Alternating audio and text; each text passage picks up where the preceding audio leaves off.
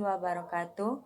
Perkenalkan, nama saya Dora Otari dengan NIM 20200201048 dari kelas PGMI 3. Prodi Pendidikan Guru Madrasah Ibtidaiyah, Fakultas Ilmu Tarbiyah dan Keguruan, Universitas Islam Negeri Raden Fatah Palembang. Di video kali ini saya akan melakukan wawancara dan menganalisis hasil dari wawancara tersebut mengenai kebutuhan siswa. Video ini sebagai pemenuhan tugas ujian tengah semester pada mata kuliah Metodologi Pembelajaran Bahasa Indonesia MI dengan dosen pengampu Ibu Hani Atus Soliha MPD. Baik, di sini saya sudah bersama anak SD kelas 2 dan saya akan melakukan wawancara. Pertama, perkenalkan dulu siapa namanya? Akila Kirana Putri. Namanya Akila Kirana Putri. Nah, Akila, di sini kakak ingin bertanya. Akila sudah pernah belajar mengenai pengalamanku? Sudah. Sudah. Nah, menurut Akila, pengalaman itu apa sih? Seperti menyapu, mengepet. Iya. Maksud kakak pengertiannya pengalaman itu apa? Pengalaman itu rumah gitu. Sesuatu yang pernah Akila lakui. Nah, jadi kakak lurusin ya, pengalaman itu adalah suatu kejadian yang pernah kita alami sebelumnya. Nah, Akila tahu tidak jenis-jenis pengalaman? Belum tahu ya? Iya, Belum tahu. Jadi pengalaman itu ada 3 jenis. Yang pertama pengalaman di sekolah, pengalaman di rumah, dan pengalaman di lingkungan. Nah, coba Akila sebutin deh contoh dari pengalaman di rumah itu seperti apa? Seperti menyapu, mengepel, membersihkan rumah. Nah, selanjutnya yaitu contoh pengalaman di sekolah. Akila seperti apa? Ya, menyapu, piket. ya. Ini membersihkan meja. Itu merapikan meja. Baik, selanjutnya yaitu pengalaman di lingkungan. Menurut Akila, contohnya seperti apa? Contohnya itu seperti apa ya? Akila pernah berwisata? Pernah ke kebun binatang? Ke sungai? Pernah. Nah, itu salah satu contoh dari pengalaman di lingkungan ya. Kakak mau bertanya nih, menurut Akila, buku bahasa Indonesia Akila itu seperti apa? Seperti buku tulis. Di dalamnya? Di dalamnya ada penuh gambar. Ya, disuruh guru gambarin digambar buku bahasa Indonesia itu. Jadi bukunya baik ya? Iya, baik. Kakak mau bertanya lagi, kesulitan Akila saat mata pelajaran bahasa Indonesia khususnya tema 5 mengenai pengalamanku itu apa? Sesuai menceritakannya. Susah menceritakannya, susah untuk mengungkapkannya, susah ya? Iya. Oke. Kakak mau bertanya, saat guru Akila sedang menjelaskan, apakah guru tersebut menggunakan media pembelajaran? Tidak. Nah, jadi guru tersebut hanya menceritakan dengan cara ceramah saja? Iya. Itu menurut Akila bagaimana? Menurutnya tuh apa ya? Enak atau lebih baik pakai media? Lebih baik pakai media. Lebih baik pakai media, jadi mudah dipahami ya? Iya.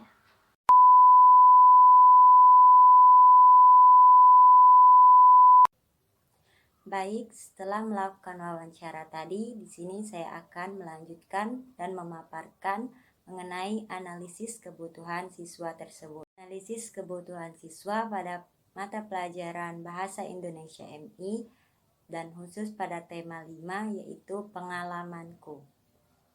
Pada poin pertama, saya bertanya mengenai pemahaman siswa tersebut mengenai pengalamanku. Nah, terlihat jelas bahwa dia telah memahami apa pengertian dari pengalamanku. Dia menyebutkan pengalamanku itu adalah sesuatu yang ia alami. Setelah itu saya bertanya kembali, apa contoh dari setiap pengalaman-pengalaman yang pernah ia alami. Saya bertanya mengenai pengalamannya yang di rumah apa saja, dan dia menyebutkan yaitu menyapu, mengepel, mencuci. Selanjutnya saya bertanya mengenai apa saja pengalaman dia saat di sekolah. Yang pertama, piket kelas, membersihkan meja, dan kerja bakti, serta mendapatkan peringkat 1 saat di kelas. Selanjutnya mengenai pengalaman di lingkungan. Dia menjawab bahwa pengalaman yang di lingkungannya yaitu seperti pergi ke kebun binatang dan ke sungai. Poin kedua, di sini saya bertanya mengenai penggunaan buku pelajaran kepada siswa tersebut. Dia menjawab bahwa bukunya sangat baik dan penuh dengan warna. Nah, ini membuktikan bahwa buku-buku yang mempunyai warna serta penuh dengan gambar seperti itu bisa meningkatkan siswa untuk lebih mau membaca dan lebih minat dalam mempelajarinya. Seharusnya penggunaan buku itu harus seperti itu, penuh warna, menarik, dan membuat minat siswa. Selanjutnya poin ketiga. Di sini saya bertanya mengenai bagaimana guru tersebut mengajar saat di kelas. Nah, dia menjawab bahwa baik. Namun saat pembelajaran bahasa Indonesia dia pernah mengantuk sehingga merasa bosan. Nah, di sini yang harus dianalisis yaitu cara dan teknik guru, bagaimana cara ia mengajar dan menciptakan kelas itu agar lebih menyenangkan, lebih aktif, dan lebih tidak membosankan. Hingga para siswa tidak akan merasakan bosan dan mengantuk saat pembelajaran dimulai atau saat proses belajar mengajar. Itu guru harus lebih inovatif dan kreatif saat pembelajaran dan bagaimana cara penyampaiannya. Selanjutnya poin yang keempat, mengenai kesulitan siswa saat pembelajaran, terutama pada tema 5 mengenai pengalamanku. Di sini siswa menjelaskan bahwa ia kesulitan dalam menyampaikan pengalamannya atau menyampaikan cerita pengalamannya.